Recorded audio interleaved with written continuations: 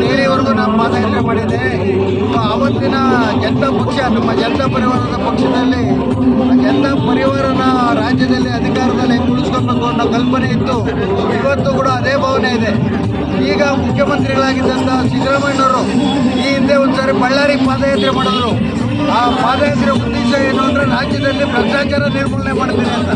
ಆದರೆ ನಮ್ಮ ರಾಜ್ಯ ದುರಂತ ಇರುವಂತ ಆ ಮುಖ್ಯಮಂತ್ರಿ ಸಿದ್ದರಾಮಯ್ಯನವರ ಭ್ರಷ್ಟಾಚಾರದಲ್ಲಿ ಸಿಕ್ಕಾಕೊಂಡು ವಿಧಾನಸೌಧದಲ್ಲಿ ಬಹಿರಂಗವಾಗಿ ಹೇಳಿಕೆ ಕೊಡ್ತಾರೆ, ಬರೀ 98 ಕೋಟಿ ಮಾತ್ರ ಅಕ್ರಮ ಆಗೈತೆ ಅಂತ. ಹಾಗೆ 98 ಕೋಟಿ ಅಕ್ರಮ ಅಲ್ವಾ?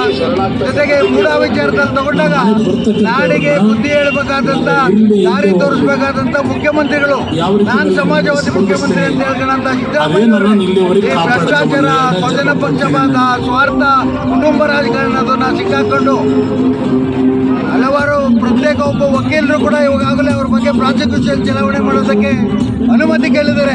ಸೊ ಅದನ್ನ ಲೆಕ್ಕ ಹಾಕೊಂಡ್ರೆ ಈ ಹಿಂದೆ ಹಲವಾರು ಮುಖ್ಯಮಂತ್ರಿಗಳ ಅವಧಿಯಲ್ಲಿ ಪ್ರಾಸಿಕ್ಯೂಷನ್ ಅನುಮತಿ ಕೊಟ್ಟಂತ ಸಂದರ್ಭದಲ್ಲಿ ಆ ರಾಜ್ಯದ ಮುಖ್ಯಮಂತ್ರಿಗಳ ಸ್ಥಿತಿ ಏನಾಗಿತ್ತು ಅನ್ನೋದನ್ನ ಮುಖ್ಯಮಂತ್ರಿಗಳು ಈ ದೇಶದ ರಾಜಕಾರಣನ ಅವಲೋಕಿಸಿದ್ರೆ ಅರ್ಥ ಆಗ್ತದೆ. ಸೊ ಇವತ್ತಿನ ಪಾದಯಾತ್ರೆ ಉದ್ದೇಶ ರಾಜ್ಯದಲ್ಲಿ ಒಟ್ಟಾರೆ ವಿಫಲ ಆಗಿರ್ತಕ್ಕಂಥ ಸರ್ಕಾರ, ಜನಗಳ ವಿಶ್ವಾಸ ಕಳ್ಕೊಳ್ಳೋದಕ್ಕೆ ಮುಂದೆ ಮುಖ್ಯಮಂತ್ರಿಗಳು ಉಪಮುಖ್ಯಮಂತ್ರಿಗಳಿಗ ಚೇರಿಗೆ ಸವಾಲ್ ಹಾಕೋದು, ನಾನೇ ಇನ್ನೊಂದು 4 ವರ್ಷ ಮುಖ್ಯಮಂತ್ರಿ ಅನ್ನೋದು, ಉಪಮುಖ್ಯಮಂತ್ರಿಗಳು ಮುಖ್ಯಮಂತ್ರಿ ಚೇರಲ್ಲಿ ಸವಾಲ್ ಹಾಕೋದು, MP ಚುನಾವಣೆ ಮಾತ್ರ ನಾನೇ ಮುಖ್ಯಮಂತ್ರಿ ಅನ್ನೋದು, ಇವ್ರ ಕಾಲ ಅವ್ರು ಎಳೆಯೋದು, ಅವ್ರ ಕಾಲ ಇವ್ರು ಎಳೆಯೋದು. ಈ ಮಧ್ಯೆ ರಾಜ್ಯದ ಅಭಿವೃದ್ಧಿ ಮಾಡಬೇಕಂತ ಅಧಿಕಾರಿಗಳು ಆತ್ಮಹತ್ಯೆ ಮಾಡ್ಕೊತಾ ಇದ್ದಾರೆ. IAS, IPS, KS, CEOಗಳು, DC ಕೂಡ ಕೈಚಲ್ಲಿ ಜನಗಳ ಕೆಲಸ ಮಾಡೋದಕ್ಕೆ ನಿಸ್ಸಹಾಯಕರಾಗ್ತಾರೆ. ರಾಜ್ಯದಲ್ಲಿ ಒಟ್ಟಾರೆ ಆಡಳಿತ ಕುಸಿದು ಬಿದ್ದೈತೆ, ಆಡಳಿತ ದಿಕ್ಕೆಟ್ಟೈತೆ.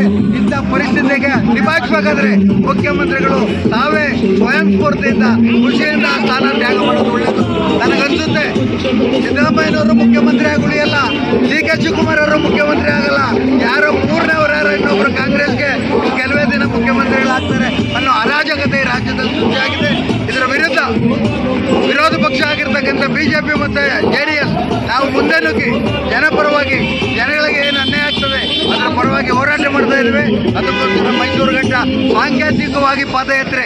ಇದಕ್ಕೆ ಈ ರಾಜ್ಯ ಸರ್ಕಾರ ಏನಾದರೂ ಆಡಳಿತನ ತಿದ್ದುಕೊಂಡಿಲ್ಲ ಅಂದರೆ, ಜನಪರವಾಗಿ ಸ್ಪಂದಿಸಿಲ್ಲ ಅನ್ನೋದಾದರೆ ಇದೇ ಪಾದಯಾತ್ರೆ ಇಡೀ ರಾಜ್ಯದಲ್ಲಿ ನಮ್ಮ ನಿಖಿಲ್ ಕುಮಾರಸ್ವಾಮಿ ಅವರು ಮತ್ತು ವಿಜಯೇಂದ್ರ ಅವರ ನಾಯಕತ್ವದಲ್ಲಿ ಮುಂದುವರೆಯುತ್ತದೆ. ದೇವೇಗೌಡರು, ಕರ್ನಾಟಕದ ಶಾಶ್ವತ ಪ್ರಧಾನಮಂತ್ರಿಗಳಾದಂಥ ದೇವೇಗೌಡಜಿಯವರು ಮತ್ತು ಸಶಕ್ತ ಪ್ರಧಾನಮಂತ್ರಿಗಳಾದಂಥ ಮೋದಿಜಿಯವರು, ಇಬ್ಬರು ಮಾಜಿ ಮುಖ್ಯಮಂತ್ರಿಗಳಾದಂಥ ಕುಮಾರಣ್ಣವರು ಮತ್ತು ಯಡಿಯೂರಪ್ಪನವರು, ರಾಜ್ಯದ ಮುಂದಿನ ಯುವ ಸಾರಥಿಗಳಾದಂಥ ನಿಖಿಲ್ ಕುಮಾರಸ್ವಾಮಿ ಅವರು ಮತ್ತು ವಿಜಯೇಂದ್ರ ಅವರ ನಾಯಕತ್ವದಲ್ಲಿ ರಾಜ್ಯದಲ್ಲಿ ಬಲಿಷ್ಠ ಹೋರಾಟ ಆಗಿ ರೂಪುಗೊಳ್ತದೆ ಈ ಪಾದಯಾತ್ರೆ ಅಂತ ಹೇಳಲಿಕ್ಕೆ